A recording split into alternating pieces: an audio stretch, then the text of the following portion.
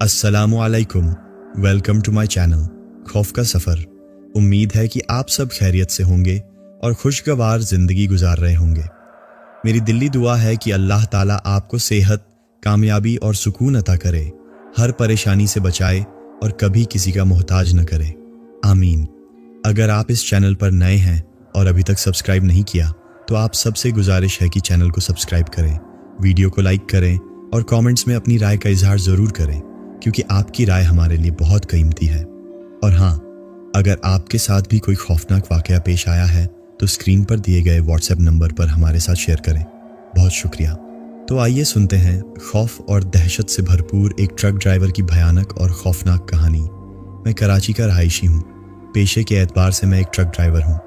मुझे माल लोड करवाकर बलूचिस्तान लेकर जाना था। मैं जो वाक़या आपको सुनाने वाला हूँ, ये वाक़या मेरे साथ 1 साल पहले ही पेश आया। मैं काफ़ी ड्राइवर हजरात से सुन चुका था कि बलूचिस्तान का इलाका विंदर बहुत ज़्यादा हॉन्टेड है। मैं आपको बताता चलूँ, विंदर वो इलाका है जहाँ मुझे माल लेकर जाना था।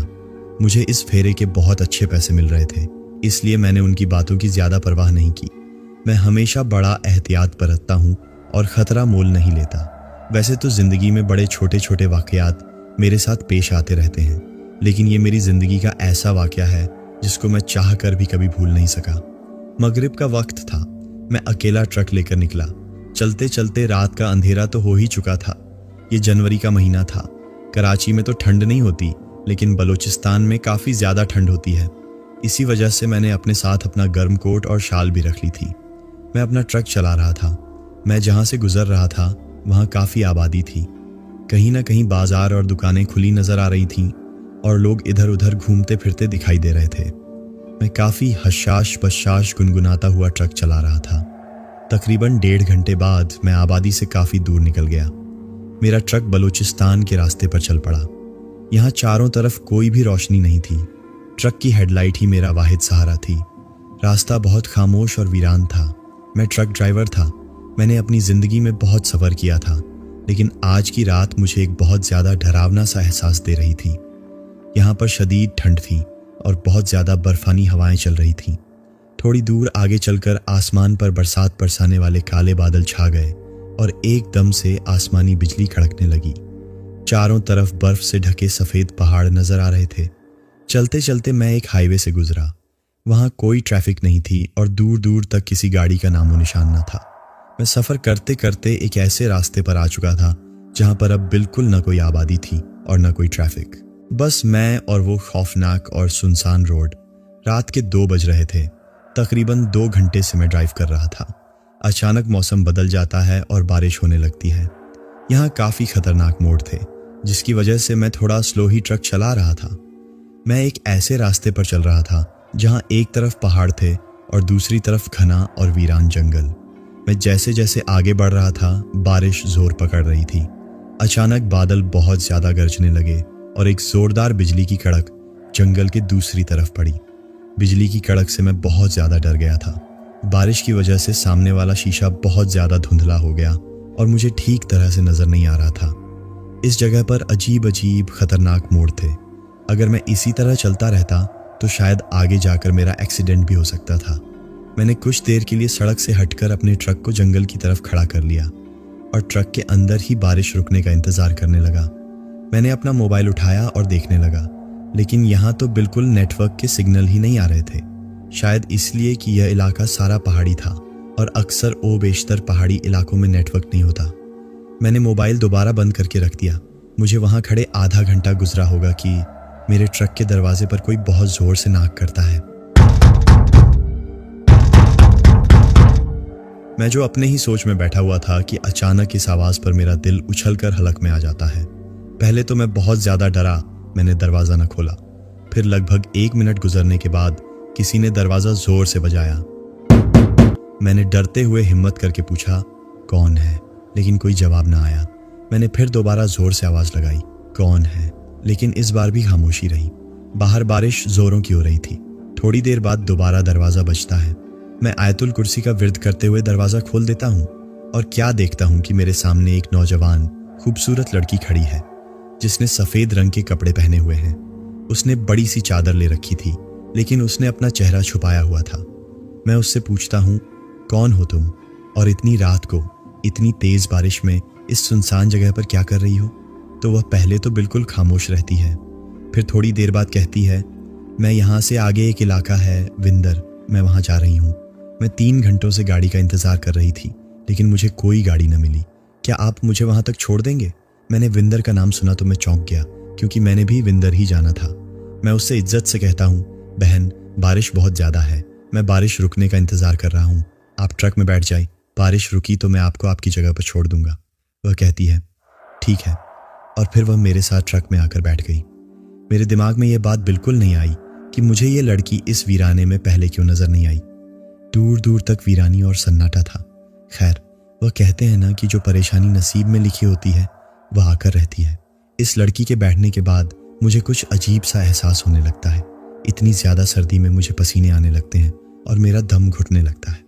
वह लड़की तो खामोश बैठी दूसरी तरफ खिड़की से बाहर देख रही थी, लेकिन मैं बड़ा बेचैन था।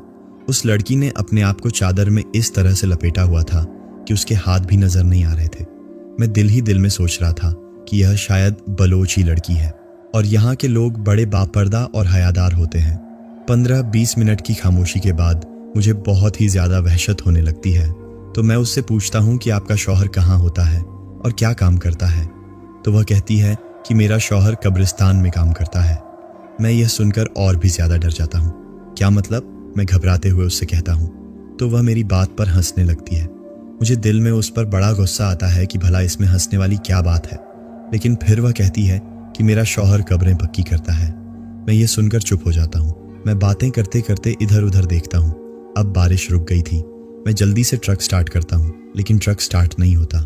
मैं काफ़ी बार कोशिश करता हूँ कि ट्रक स्टार्ट हो जाए, लेकिन ट्रक स्टार्ट होने का नाम ही नहीं लेता। फिर मैं ट्रक से उतरकर ट्रक को चेक करता हूँ और फिर दोबारा ट्रक को स्टार्ट करता हूँ तो वह एक झटके के साथ स्टार्ट हो जाता है। लेकिन हैरत इस बात की थी कि मैं ट्रक को तेज चलाने की कोशिश करता रहता हूँ, लेकिन ट्रक स्लो ही चल रहा था, यानी उसकी रफ्तार तेज नहीं होती। बस ऐसा महसूस हो रहा था कि मेरा ट्रक बड़ा भारी हो गया था, जैसे ट्रक में बहुत ज्यादा वजन हो, हालांकि लोड ज्यादा नहीं था। मैं हैरान होता हूँ क्योंकि अचानक ऐसा कैसे हो सकता है। मैं यही सोचे जा रहा था कि अचानक से ट्रक भारी क्यों हो गया है, और वह बिल्कुल खामोश बैठी हुई होती है। वह न कोई बात कर रही थी।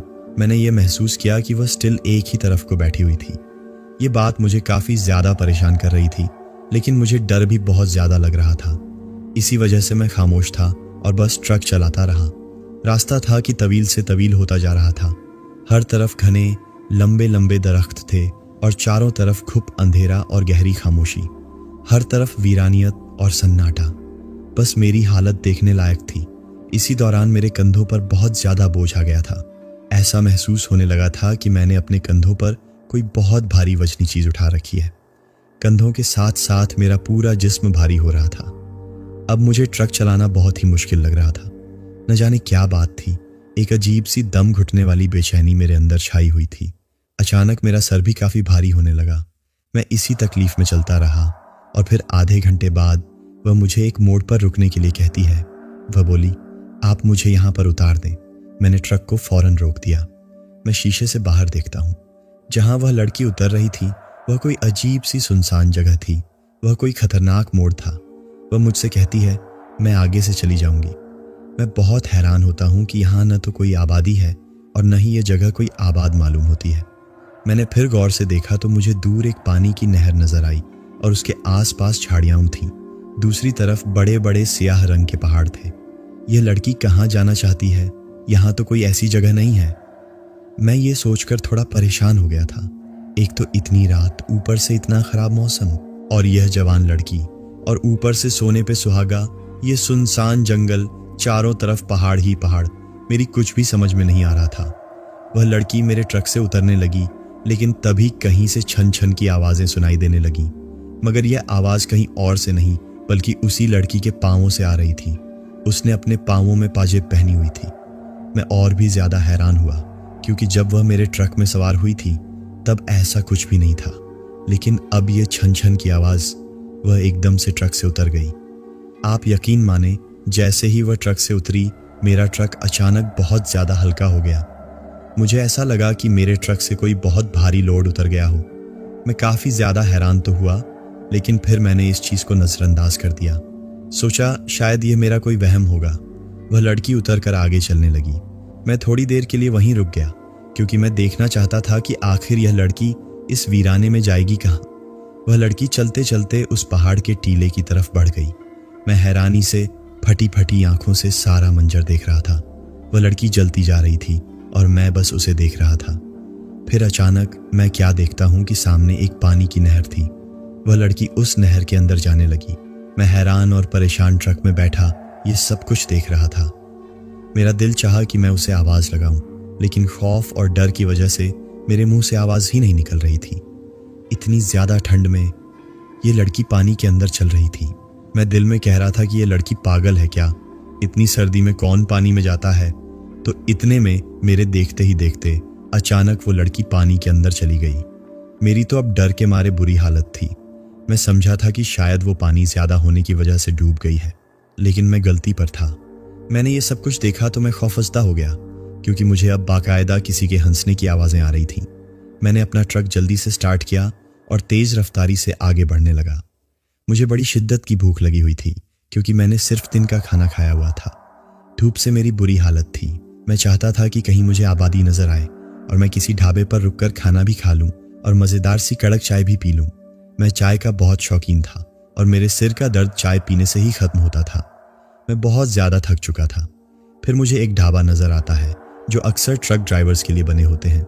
मैं वहां उतरकर किसी वॉशरूम का पूछता हूं तो वो मुझे ढाबे के पीछे साइड पर वॉशरूम का बताता है कि वहां पर वॉशरूम है। मैं जाने लगता हूं। वहां पर काफी अंधेरा था। ढाबे पर काफी खामोशी थी। वहां एक तरफ 3 छोटे छोटे वॉशरूम बने हुए थे। सिर्फ एक ही बल्ब लगा हुआ था जिसकी वजह से रोशनी बहुत मध्यम थी। मैं एक वॉशरूम में चला जाता हूं कि मुझे लगा कि मुझे दूसरी तरफ कुछ आवाजें सुनाई दी। ऐसा लगा कि कोई बड़बड़ा रहा हो और एक तरफ से वॉशरूम की लाइट बंद हो गई। जैसे ही लाइट बंद होती है वो आवाजें तेज हो जाती हैं। वो आवाज ऐसी थी जैसे कोई घुंघरू बजा रहा हो और मुझ पर खौफ तारी होने लगता है। मैं दीवार के साथ कान लगाकर सुनता हूं तो मुझे लगता है कि जैसे कोई औरत नुमा चीज बैन कर रही हो।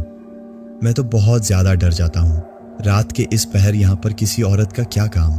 जब मैं देखने के लिए दरवाजा खोलता हूं तो वहां पर कोई न था और ये चीज मुझे डरा देने के लिए काफी थी क्योंकि वो आवाजें मैंने साफ सुनी थी। खैर, मैं हाथ धोकर दोबारा आकर कुर्सी पर बैठ जाता हूँ। खाना खाकर मैं चाय का ऑर्डर देता हूँ और वहीं बैठे बैठे सोचता हूँ, पहले उस लड़की का इस वीरान जगह पर आना, फिर मेरा ट्रक स्टार्ट ना होना, ट्रक का भारी हो जाना। इन सब बातों से मैं काफी परेशान हो चुका था। अब मेरा सफर भी बाकी था। फिर चाय पीकर मैं अपने अगले सफर पर रवाना हो जाता हूँ। मैं ट्रक स्टार्ट करके आगे चल पड़ता हूँ कि अचानक मुझे वही लड़की नजर आती है। वो मुझे ट्रक रोकने का इशारा करती है। मैं गौर से देखता हूं तो मेरी सांसें तेज हो जाती हैं। उस लड़की का चेहरा बेहद डरावना होता है। उसके लंबे लंबे बाल हवा में लहरा रहे होते हैं। वो बिल्कुल मेरे ट्रक के सामने आकर खड़ी हो जाती है। मैं इतना डर गया था कि मैंने ट्रक को तेज रफ्तारी से वहां से भगा लिया। उसकी हंसी की आवाजें मुझे साफ सुनाई दे रही थीं। मैं जल्दी से जल्दी वहां से निकलना चाहता था। मेरा दिल 200 की स्पीड से धड़क रहा था। उसकी हंसी की आवाजें मेरे कानों के पर्दे फाड़ रही थीं। मुझ पर खौफ तारी हो गया था। मेरी तबीयत बहुत ज्यादा खराब हो गई थी। मैं बड़ी मुश्किल से वहां पहुंचा। सामान अनलोड करके मैंने सारा वाकया अपने दोस्त को बताया। मेरी हालत इतनी खराब थी कि मुझे अस्पताल में भर्ती करवाना पड़ा। मेरे दोस्त ने मेरे बड़े भाई को मेरी बीमारी की खबर दे दी थी। भाई मुझे लेने के लिए कराची से बलूचिस्तान पहुंचे। मेरी हालत देखकर वो भी परेशान हो गए थे। फिर वो मुझे लेकर वापस कराची आए और बाकायदा मेरा रूहानी इलाज करवाया।